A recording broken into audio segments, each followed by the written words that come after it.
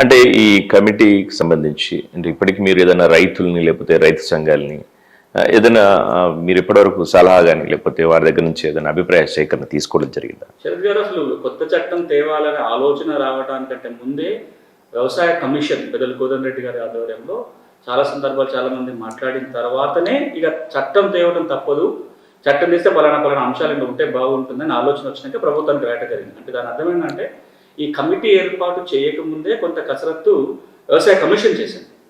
ఎప్పుడైతే ఇది ప్రభుత్వానికి రిక్వెస్ట్ వెళ్ళిందో ప్రభుత్వం విత్తన కమిటీ ఏర్పాటు చేసిన తర్వాత దాదాపు 7-8 సార్లు ఇక్కడ సమావేశాలు జరిగాయి.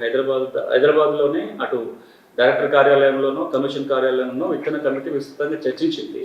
దాంతో పాటుగా కమిటీ వేసిన మొదటి దశలోనే కొన్ని జిల్లాలకు వెళ్ళి అభిప్రాయ సేకరణ తీసుకోవడం జరిగింది. వరంగల్, గద్వాల, నిజామాబాద్ 3-4 చోట్లకు వెళ్ళి కమిటీ సభ్యులు వెళ్ళి అభిప్రాయ సేకరణ చేయడం జరిగింది.